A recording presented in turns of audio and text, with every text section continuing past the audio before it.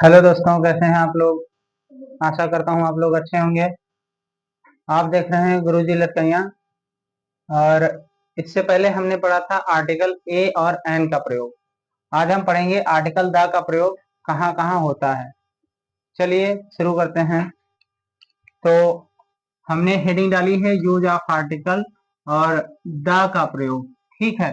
अब द का प्रयोग के नियम बहुत सारे हैं, तो कुछ मुख्य नियम है जो हमने लिखवाए हैं, वो इस प्रकार हैं।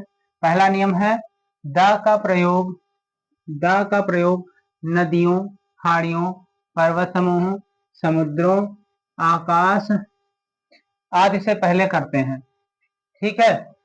इसके एग्जाम्पल हैं, जैसे पहला एग्जाम्पल है द गंगा। गंगा एक क्या है, हमारी नदी है। फिर हिमालय, हिमालय क्या है, एक पर्वत समूह है। फिर उसके बाद ताजमहल, ताजमहल एक क्या है, इमारत है। और ऐसे ही बहुत सारे चीजें हैं जिनके पहले हम दा का प्रयोग करते हैं। अब इसका दूसरा रूल क्या है, संसार में जो वस्तुएं अकेली होती हैं, इकलौती हैं, या उनके जैसा कोई दूसरा नहीं है, उनको अद्वितीय बोलते हैं, तो उनके पहले हम किसका प्रयोग करेंगे, दा का प्रयोग करेंगे। किसका प्रयोग करेंगे, दा का प्रयोग। ठीक है। जिसके एग्जाम्पल हैं, सबसे पहला है द सन, क्योंकि द सन सूर्य वो पूरे विश्व भर में कैसा है, संसार में कैसा है, अकेला। ब्रह्मांड में पूरे द सन अकेला है। तो जहां कहीं भी हमको द सन लिखना होगा, वहां पे हम किसका प्रयोग करेंगे, सन के पहले दा का। फिर उसके बाद मून, चंद्रमा भी एक ही है पूरे ब्रह्मांड में, तो उसके पहले हम किसका प्रयोग करेंगे, दा का। फिर द अर्थ, पृथ्वी भी अकेली है, तो उसके पहले हम किसका प्रयोग करेंगे, दा का। फिर द स्काई, आकाश भी अकेला ही है, तो उससे पहले हम किसका प्रयोग करेंगे, दा का। ठीक है। ये दो नियम हो गए। अब तीसरा नियम क्या कह रहा है कि जब समस्त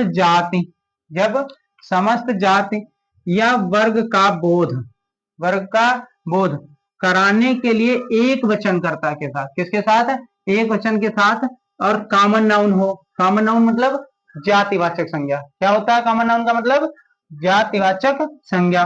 उससे पूर्व हम किसका प्रयोग करेंगे, दा का। ठीक। जातिवाचक संज्ञा हो और एक वचन में हो, तो उससे पहले हम किसका प्रयोग करेंगे, दा का।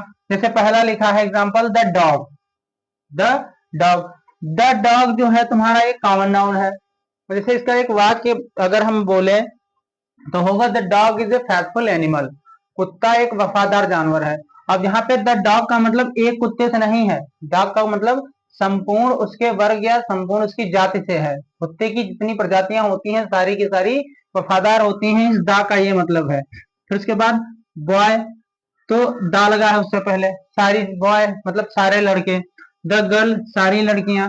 द पुअर, समस्त गरीब, सारे गरीब। उसके बाद द टीचर, सारे अध्यापक। तो जहां पे एक वचन के लिए कॉमन नाउन का प्रयोग, और हो कब, पूरी जाति या पूरा वर्ग को दर्शाने के लिए जब इसका प्रयोग होता है, तो हम किसका प्रयोग करते हैं, इन सभी के पहले दा का प्रयोग करते हैं।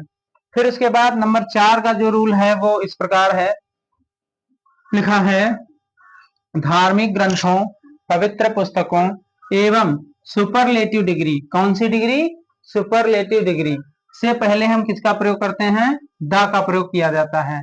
ठीक है।